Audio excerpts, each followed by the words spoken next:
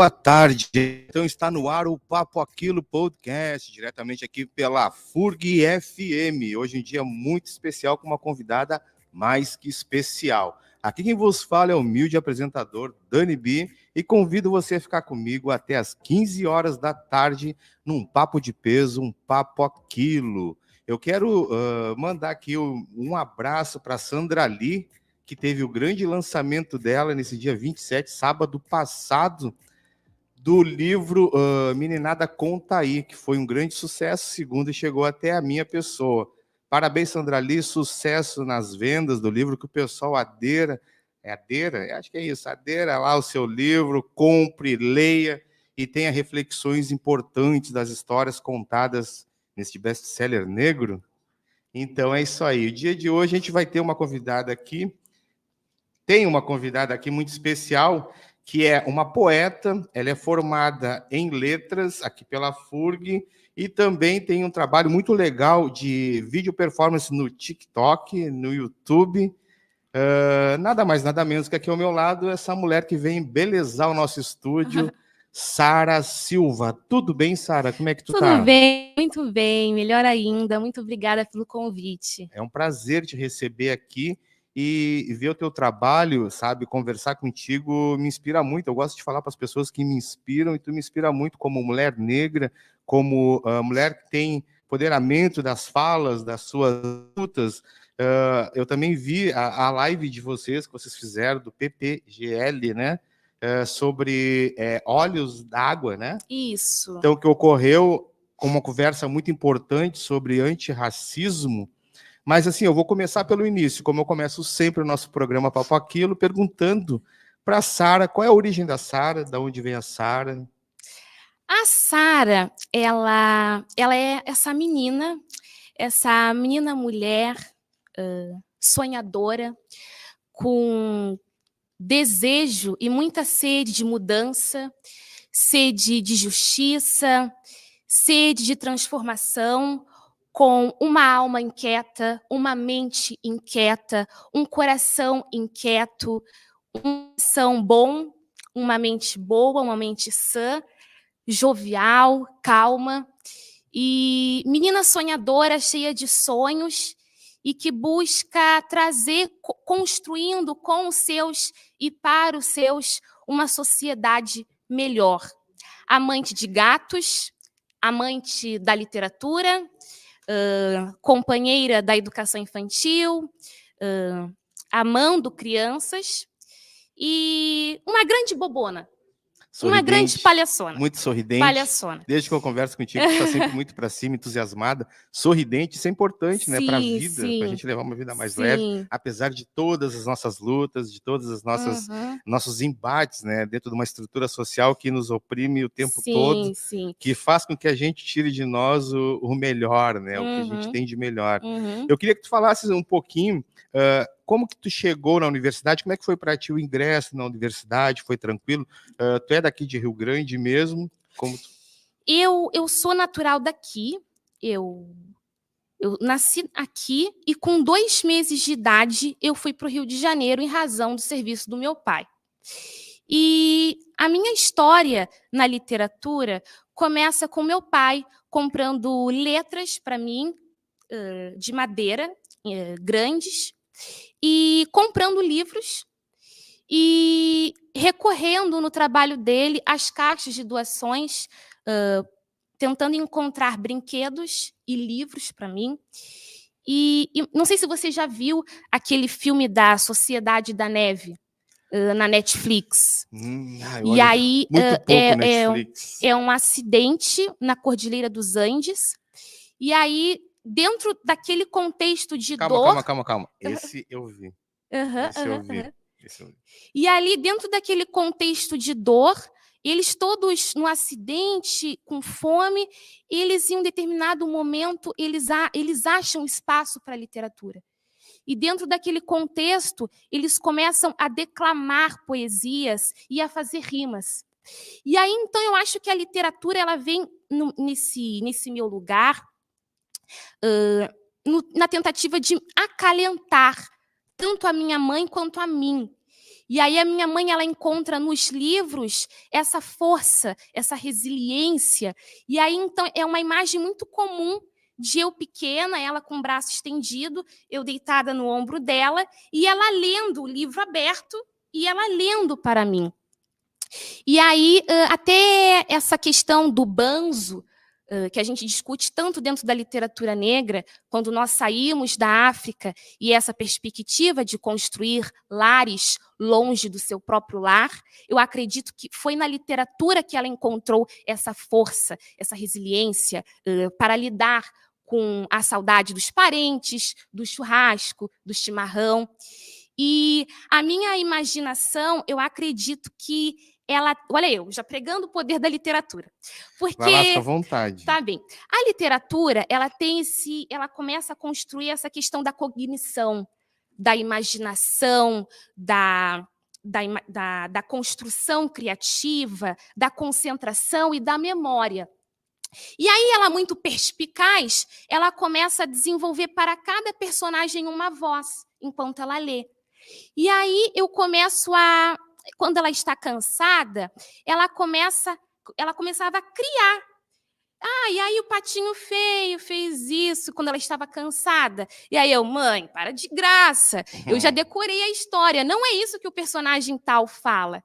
E aí ali eu já também começo a desenvolver uma imaginação, uma memória, uma questão muito preservada também, voltada a decorar textos. Inspirada pela mamãe, então. Sim, muito. Tens irmãs, irmãos? Não, sou filha única. Pegasse todo o conhecimento para ti. Sim.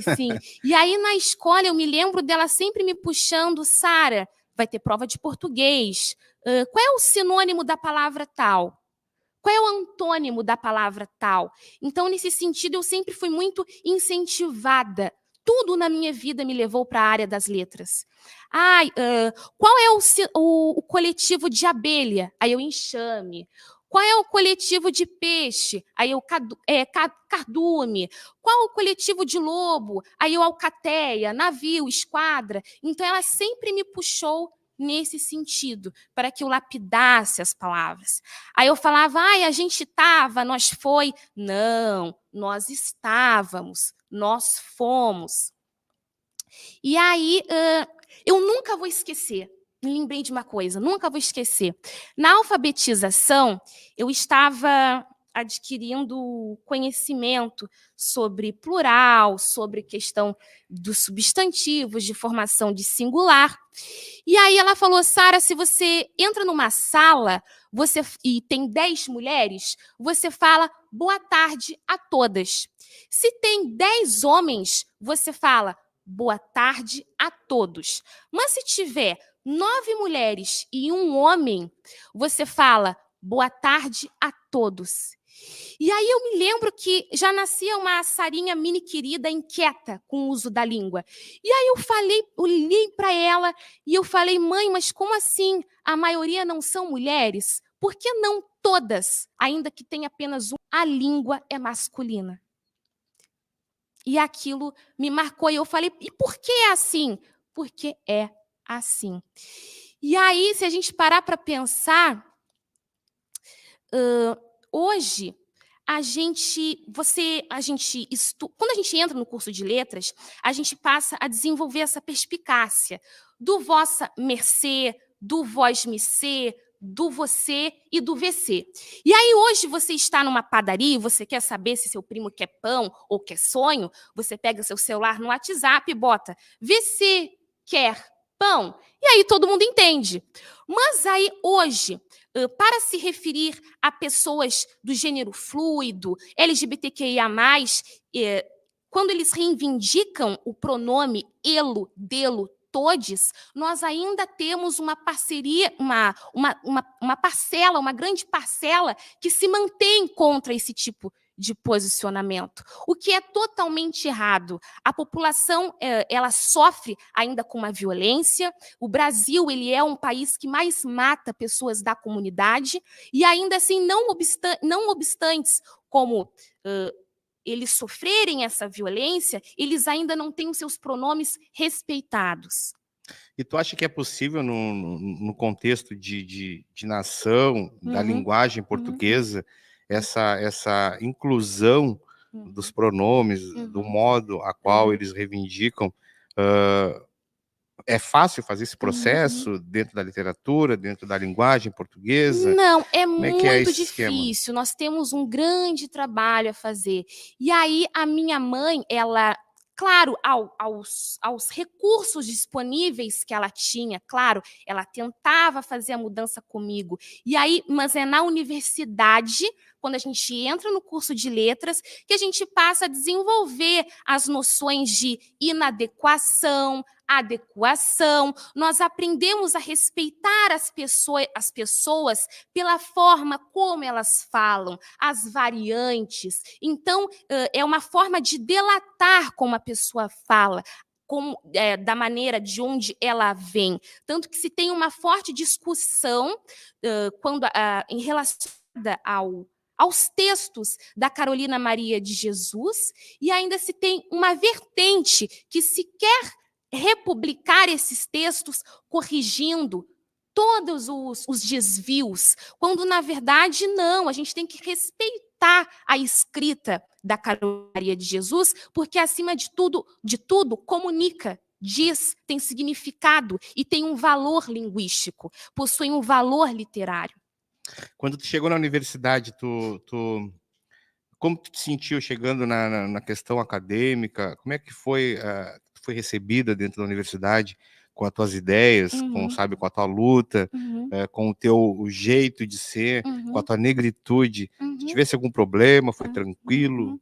Como é que foi? Foi muito bom, porque dentro da minha casa, os meus pais, eles sempre trabalharam muito bem comigo a autoestima negra. E aí, quando eu chego na universidade, porque, assim, como Paulo, na mediação literária do lançamento Meninada Conta Aí, ele fala que a gente passa por uma série de violências, mas é a partir da universidade que a gente passa a nomear essas questões. Então, ainda que eu me reconhecesse como negra em casa, é na universidade que a gente passa a dar nome às coisas. Então, poxa vida, quando riam do meu cabelo na escola, aquilo era racismo recreativo.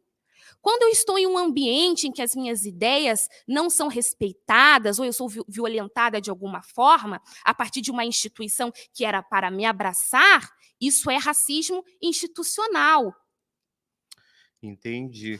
Olha A só, gente passa a dar nome a coisas que não eram nomeadas.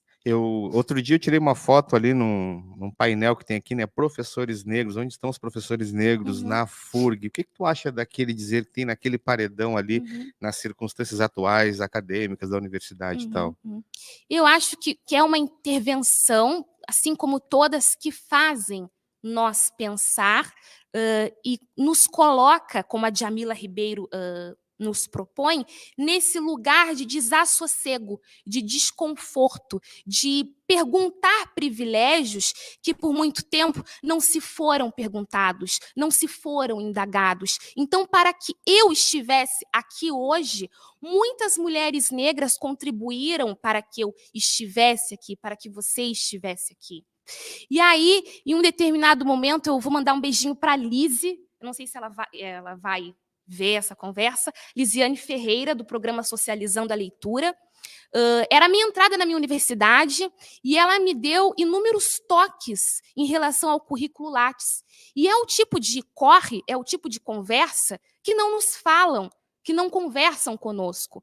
E aí eu entrei assim, eu queria fazer o Lattes como se fosse um grande blog, a garota do blog, como se fosse um Facebook. Olha, eu vou te dizer, aproveitando o teu gancho, até hoje eu não consegui fazer o meu e eu não consigo ninguém que me instruou para fazer o meu currículo. Sim, pois fale com a Lisiane. Ela vai te abraçar e ela vai conversar com você. Ah, que bom. Olha para mim, eu preciso dessa ajuda. Eu tenho muita coisa para colocar, mas eu não sei como. Eu já fiz um meia boca, mas não preciso de uma pessoa que entenda um pouco mais do que eu. Sim. É importante esse tipo de condução dentro da universidade para a gente poder mostrar nossas habilidades, mostrar os nossos afazeres, nossas competências, tudo que a gente tem de bom, né, dentro do currículo, e ele é muito importante. Eu não consigo fazer o meu, olha para nós, Lisiane. E aí ela falou, Sara, é um documento que você esse tipo de corre de amadurecimento acadêmico eu não tinha.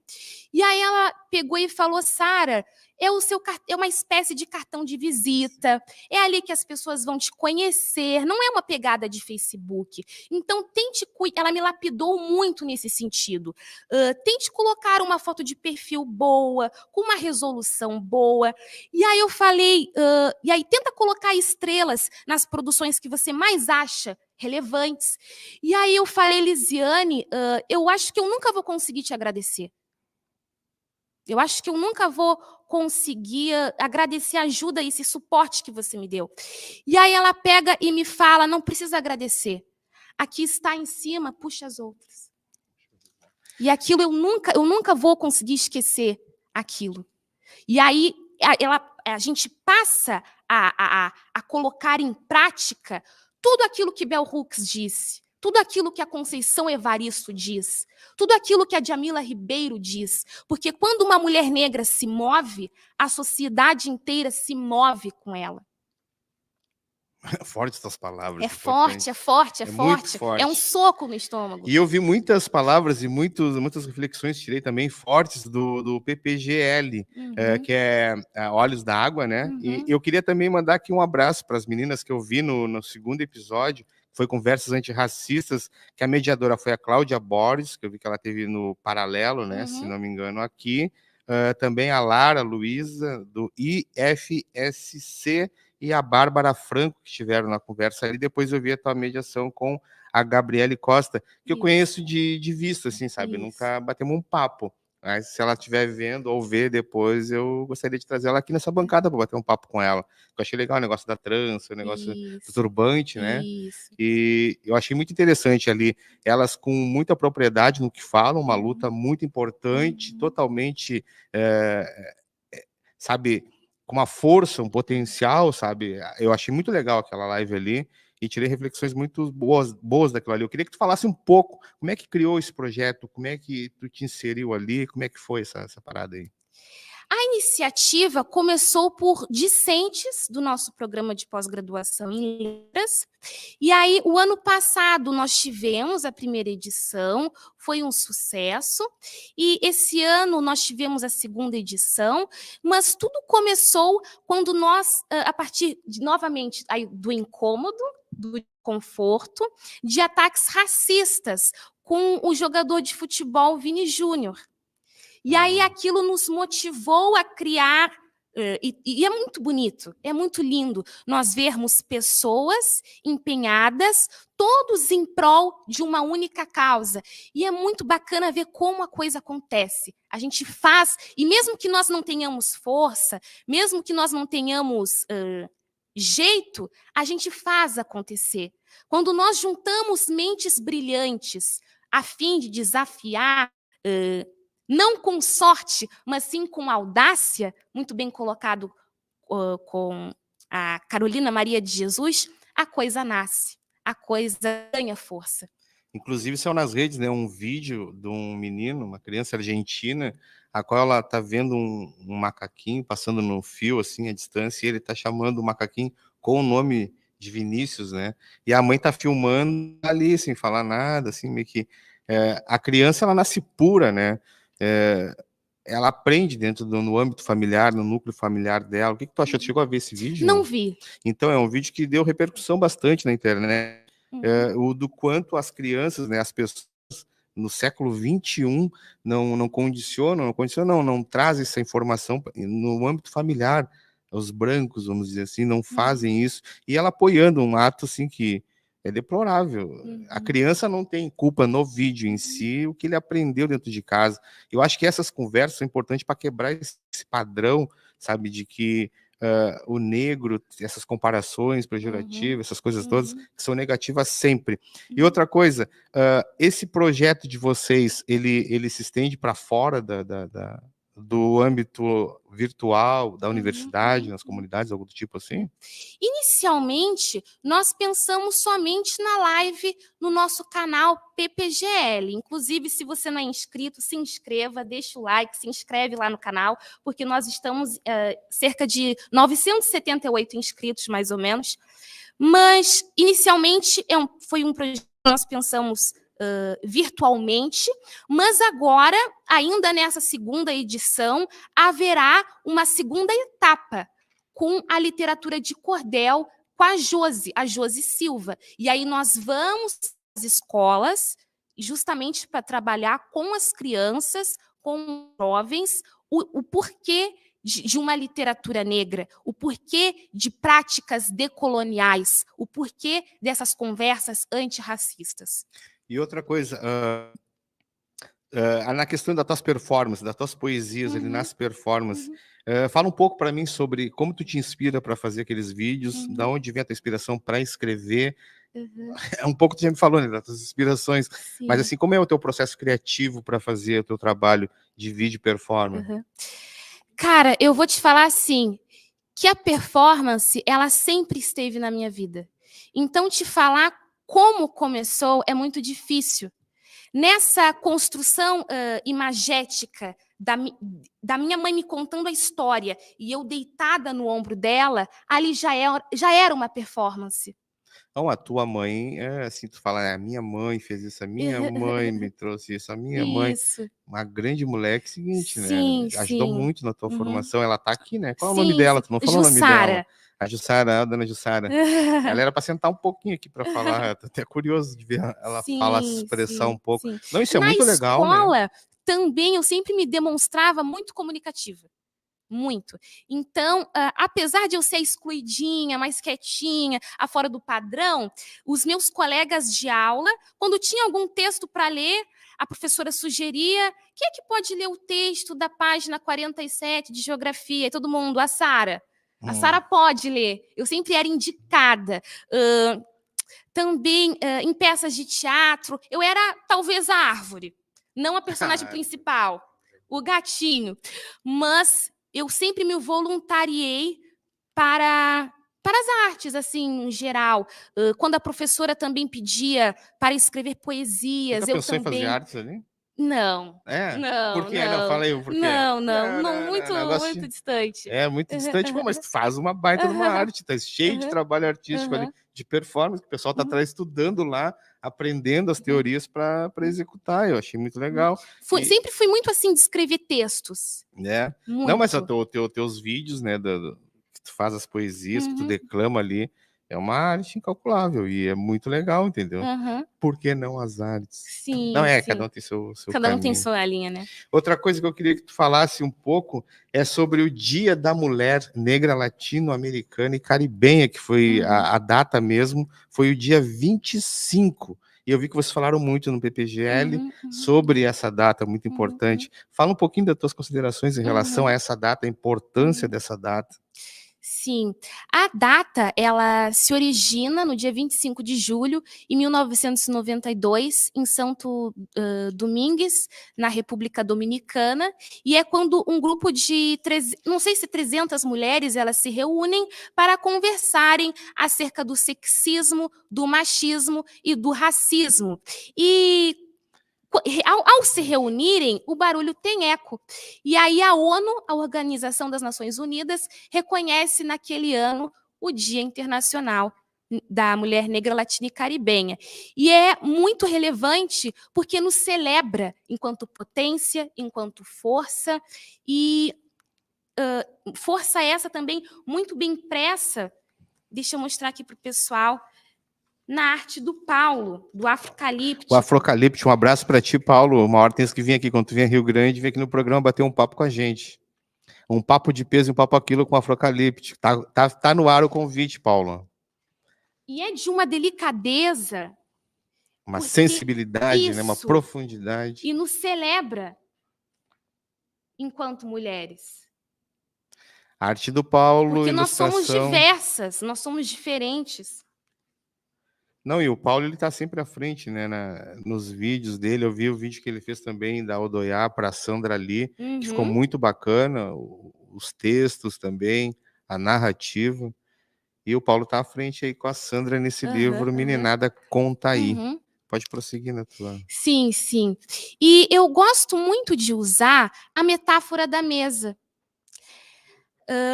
Se nós fecharmos os olhos e nós pensarmos na aula de história do ensino médio lá atrás, Quando a gente fecha os olhos e a gente imagina o título A Escravização no Brasil, virá a imagem do autor, do Debré, que era como nós éramos pintados para os países de fora.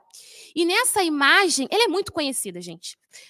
Tem várias pessoas sentadas na mesa, pessoas brancas e pessoas negras de pé, em posição de subserviência, empregada para nos servir. E nessa metáfora, eu consigo pensar em tanta coisa. Eu consigo pensar no cânone, que é o cânon, que é uma palavra que vem do grego, que acaba separando as obras importantes, as obras clássicas, daquelas que não são clássicas. E a gente vai vendo que essas obras que são clássicas, elas têm uma cultura dominante, uma cor dominante, uma religião dominante. E essa mesa, ela, para além da literatura e das artes, eu consigo pensar na importância de nós mesmos nos autorreferenciarmos e de nós não implorarmos por um espaço à mesa, para nós não implorarmos por migalhas. Sabe? Essa coisa de você implorar para se enquadrar num grupo que já não te cabe mais. De você ficar mendigando afeto para aquele seu companheiro que não te enxerga enquanto potência. Então, são muitas associações e muitas leituras que a literatura e a arte nos proporciona. Está falando aí de autovalorização ao extremo, né? Que a pessoa se olhar, se entender, se conhecer, e não mendigar para o espaço mesmo, fazer com que o espaço seja uma coisa orgânica, os convites, os espaços que tu acessa. Eu queria que tu falasse, tu falou sobre a questão eu queria que tu falasse realmente da questão de como foi eu vi que tu dá aula para crianças também nos teus trabalhos. Como é que é essa parada aí? Tu é uma estagiária, aí como é que é lidar com as crianças, questões de negritude? Aquilo foi, durante a monitoria, foi um estágio obrigatório pelo município. Eu convido o pessoal, todo mundo que tenha um vínculo com a instituição, que não passe pela licenciatura sem passar por essa experiência magnífica, inenarrável, maravilhosa. As crianças, elas são dotadas de valores como a humildade, a empatia. Eles são coração puro. E é ali que a minha alma tá, é ali que meu coração tá. É isso que conecta com tal vídeo que eu falei, a criança ela é inocente, então ela te abraça, ela vem sem nenhum preconceito, são puros. E bobos. O que para Clarice Lispector é ótimo, é sobre as vantagens de ser bobo. Conhece esse texto? Não conheço. Maravilhoso. Galerinha que não conhece, leia, das vantagens de ser bobo. As vantagens de ser bobo. E como foi para ti também, no caso, tu já falou bastante coisa sobre o teu chegar na faculdade, como tu te sentiu, que relativamente foi tranquilo. Foi ótimo. Foi aceito, tu fez um grupo e tal. O que tu diria para quem está chegando, negro, que vem com capital cultural, não acadêmico, chegando na universidade? Que ele seja ele mesmo e que ele busque uma rede de apoio e se cerque de pessoas como ele. Porque é nesse movimento, parece bobo, mas não é. As pessoas brancas... Você já leu O Pacto Narcísico da Branquitude, da Cida Bento? Sinceramente, não. É maravilhoso, leia. O pessoal das letras lê muito, né? Muita leitura e tal. Sim, são muitas leituras. Eu sou muito do audiovisual, então eu não tenho para mais nada. Mas eu tenho que começar a ler mais, com certeza. Coisas da negritude. E aí, essa é a importância de nós compartilharmos vivências do dia a dia, de nós falarmos sobre os nossos próprios cabelos, sobre as nossas formas de ser. As pessoas brancas, elas não se preocupam com o nosso cabelo, com a nossa forma de pensar, com a nossa psique. Esse cabelo, por exemplo, que eu estou usando, é um jumbo. E ele, depois de retirado, nós não podemos aproveitá-lo. E isso é o tipo de informação oculto, soterrado, apagado. Sabendo disso agora. E aí, por que isso não é mostrado nos filmes, nas novelas, nas séries? A Gabriela falou, eu acho que A Gabriele, a Gabizinha. Ela falou alguma coisa referente. Tem uma história, né? No cabelo, Sim, na a questão indumentária da cabeça. das tranças nagôs, que elas contam que a narrativa, que após trançadas, elas traçavam o caminho pelo qual o escravizado ele tinha que correr.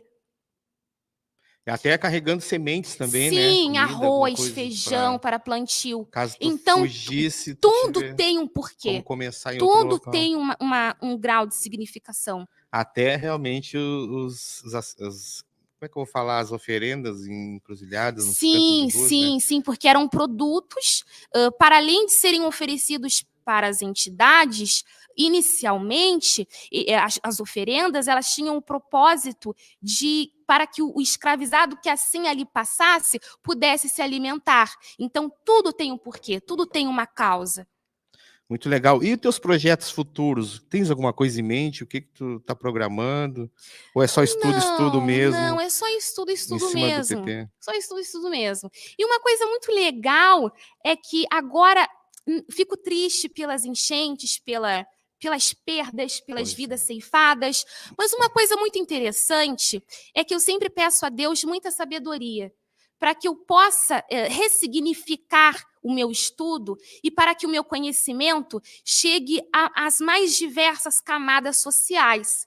E aí essa imagem, a questão da performance, eu deitada no ombro da minha mãe e ela lendo para mim, eu pude replicar isso na Escola Wanda Rocha, que é quando eu me voluntariei para atuar enquanto voluntária lá, e as crianças se deitavam no meu ombro e eu podia contar histórias para elas. Acalmar os ânimos da criançada com histórias. Muito emocionante. Eu vi que tu fez na live uma poesia da Riane Leão, achei muito legal. Isso. Me conta, é uma fã, ela é especial para ti dentro de um contexto? Como é que é essa história da poesia dela que tu falou na live? Não, é porque eu acho a Gabriele uma mulher extraordinária. E aí, a partir do momento que eu encontrei ali dados que coincidissem com a atuação da Gabizinha na universidade, eu escolhi o poema, só isso. A Gabi é daqui de Rio Grande mesmo? Ela é daqui de Rio Grande, natural daqui, eu acredito. E ela está na faculdade ainda? Ela já formou isso aí? Ela é formada em letras francês, é mestre em educação, aqui também pela FURG, também graduanda em letras português e espanhol, e eu acho que concursada na cidade de Pelotas. Gabizinha, se tu estiver vendo o nosso programa aí, ver uma reprise, eu quero tu aqui nessa bancada, batendo um papo de peso, um papo aquilo. A gente vai fazer aí um brevezinho, um breakzinho, em seguida temos voltando aí com o Papo Aquilo, aqui pelo Secom e pela FURG FM. A nossa convidada de hoje é Sara Silva. Voltamos já já.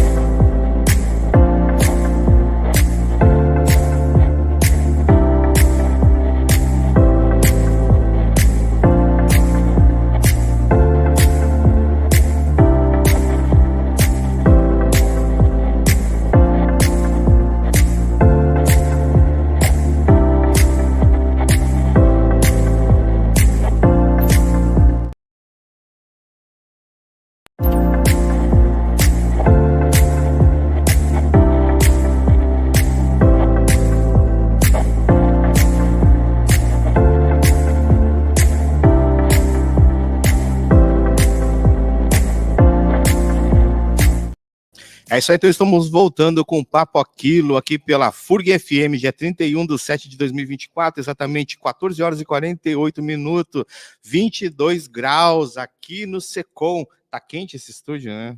Tá quente com a sua presença, então, e tá belo. Bom, olha só, eu te falei antecipadamente que eu sou um cara interesseiro, do bem. Eu queria saber se tu me trouxe um presente interesseiro. R$10 ou um presente misterioso? 10, um presente misterioso. Bom, olha isso aqui, só. eu construí, fez parte de um plano de aula meu, do Celi, com os muchachos, do espanhol. E eu estava trabalhando com eles verbos no imperativo e comandos de direção, esquerda, direita. E aí eu entreguei a todos uma folha A4. E aí eu falava dobla. E aí formou um pianinho. Eu gostaria de fazer um piano. E esse piano eu dou para você, para toda vez que você olhar para ele, você lembrar que a música, a arte e a literatura transformam realidade. Ele fica de em pezinho. Muito obrigado, eu agradeço, Sara. É muito simples, mas que tenha um significado. Olha isso. Só, pessoal. Bom, hoje a gente vai fazer o seguinte, a gente tem vamos fazer diferente, vamos terminar o programa diferente. Eu vou voltar de novo na nossa vinheta e em seguidinho a gente vai voltar aqui com a nossa querida Sara Silva, fechando o programa de hoje.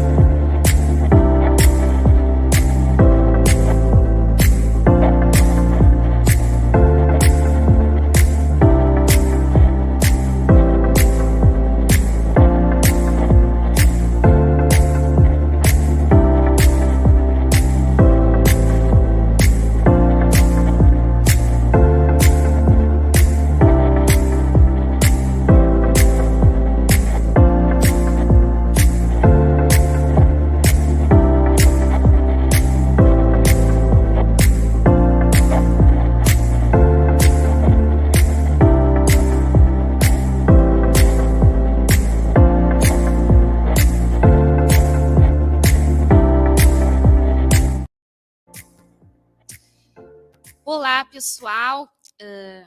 Para quem não está sabendo, para quem não está acompanhando, nos dias 25 e 26 de julho, às 2 horas, pelo programa de pós-graduação em letras, aconteceu o nosso evento Olhos da Água, conversas antirracistas. E, no primeiro dia, houve a mediação da Josi e do Jean, que conversaram com Daniel Amaro. O mestre Jarrão não pôde estar presente e deu tudo certo. E no segundo dia houve a mediação minha e da Cláudia Borges. A Cláudia Borges mediu a conversa com a Bárbara Franco e a Lara Luísa. E eu, no final, eu fiquei de mediar a conversa com a Gabriele Costa Pereira. Por problemas técnicos, a nossa técnica ela veio a cair da live, não teve internet, eu também e a Gabizinha também. E aí, nós ficamos sem internet, nós viemos a cair e eu não pude fazer o meu discurso final, o meu discurso de encerramento. E aí foi quando o Daniel ele me pergunta se eu não teria um poema ou algum texto para o dia 25 de julho, que era o Dia Internacional da Mulher Negra, Latina e Caribenha. E aí que eu vejo a oportunidade de vir aqui o programa de fazer o discurso de encerramento. Essa carta aberta, que é um gênero textual, que será uma dedicação a Gabriele Costa Pereira, a atuação da Gabriele Costa Pereira em nossa universidade e nas escolas municipais. A dissertação da Gabriele, vocês vão poder estar encontrando no nosso site ArgoFurg, onde se concentram as nossas dissertações de mestrado e teses de doutorado. A dissertação da Gabriele se chama Educação Antirracista e Formação Docente, através de oficinas de turbantes nas escolas do Rio Grande. Gabriele, a sua atuação na universidade com os turbantes me faz pensar em qual seria o efeito da máscara. Sim, porque a máscara, ela, para os mitos amazônicos e dentro da literatura indígena, ela vem nesse propósito de curar, de carga terapêutica, de transformar realidades, de expurgar para longe de nós mesmos as nossas agonias. A Riane Leão, na contracapa do livro dela, De Tudo Nela Brilha e Queima, ela diz: a poesia é minha chance de ser eu mesma diante de um mundo que tanto me silencia. E aí agora eu faço uma paráfrase. A poesia, a capoeira, os turbantes, as máscaras são as chances de nós mesmos sermos nós mesmos diante de um mundo que tanto nos silencia. É esse trabalho que devolve aos nossos corpos o encantamento que nos foi tirado. E aí, no trabalho da Gabriele, ela vai passeando, tramando e trançando com vários outros corpos, várias outras personagens negras que, dentro da literatura, para além dos seus tempos, usaram o turbante. Carolina Maria de Jesus foi uma delas, a Conceição Evaristo, a escritora Cristiane Sobral, a Lilian Rocha, a Teresa Cárdenas e a gaúcha Eliane Marques. E aí ela vai trazendo também dados autobiográficos. Ela diz, poxa vida, se na Europa as mulheres já usavam o adereço atrelado à moda, aqui no Brasil a minha tataravó já usava a indumentária como sinônimo de luta, empoderamento e resistência. E aí são esses movimentos discursivos que ela traz. Se num primeiro momento a mão escravizada levanta o museu, levanta a biblioteca, eu hoje no presente tenho o privilégio de subir nos palcos desses lugares para emitir o discurso primeiro, porque sim, eu sou a primeira mulher negra a discursar nesse espaço. E aí a Gabriele também traz o salão da Sociedade Recreativa Disfarça e Olha no Povo Novo, aqui, que é em um dos distritos daqui da cidade de Rio Grande, em 1956, porque já naquela época nós não éramos bem aceitos em espaços predominantemente brancos.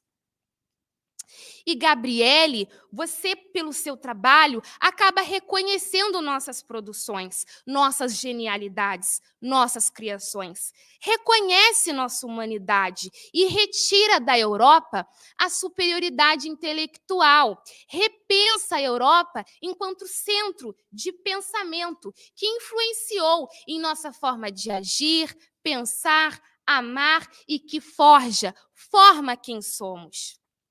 E aí a gente começa a pensar de que maneira, então, nós estamos reproduzindo em sala de aula o pensamento colonial, as nossas aulas, os nossos conteúdos, os nossos currículos.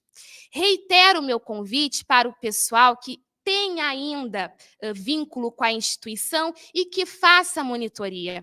Porque a monitoria é uma experiência inenarrável. Os mini-queridos da educação infantil nos fazem com que nós nos apaixonemos cada vez mais por eles. E quando vê, Gabriele, nós decoramos o nome completo de cada um. Quando vê, Gabriele, nós decoramos em sala de aula onde cada aluninho senta. E quando vê, Gabriele, eles farão eles fazem questão de atravessar a rua para nos cumprimentar. E aí é esse feeling que a gente desenvolve em sala de aula. Essa garrafa de água da Moana só pode ser da Bia. Aquela mochila do Batman só pode ser do Joãozinho. E é isso. Nós nos tornamos no professor que nós gostaríamos de ter tido. E quando vê, Gabriele, eles nos pedem corcunda. O próprio Paulo Freire fala que educar é um ato de amor. E aí, quando a gente vai para as redes sociais da Gabriele Costa, no Instagram, nós nos deparamos com esse docente que pretende construir com os seus altruísmo e para os seus. Esse ser humano altruísta. E lá está a Gabriele em um estágio obrigatório de língua espanhola, e requebra, e ali consegue encaixar, dá um jeito de empregar a nossa lei, a Lei 10.639. Lá está a Gabriele empregando a literatura afro-costarricense. Gabriele, eu me vejo em você. A pesquisadora negra que aqui habita se vê em você. E, muito provavelmente, estamos imersas nas competências gerais da BNCC, que é a nossa Base Nacional Comum Curricular, que diz, abre aspas, que o docente ele deve exercitar a empatia, o diálogo, a resolução de conflitos e a cooperação, fazendo-se respeitar e promovendo respeito ao outro e aos direitos humanos, com acolhimento e valorização da diversidade de indivíduos e de grupos sociais, seus saberes, identidades, culturas e potencialidades, sem preconceitos de qualquer natureza. A Lívia Natália, no prefácio da Lubiana Prates Raimundo, em Um Corpo Negro, ela fala, eu acredito no trabalho da Lubiana Prates e em sua poesia, porque a poesia de Lubiana Prates Raimundo nos devolve a humanidade, nos retira do lugar comum, da vala comum, das valas, das cozinhas, dos sistemas carcerários e nos coloca de pé na vitrine. Gabriele, termino o meu discurso fazendo mais uma paráfrase. Eu acredito no teu trabalho porque você acaba nos retirando da vala comum, dos lugares comuns, das cozinhas, dos sistemas carcerários e nos coloca em pé como professores. Muito obrigada.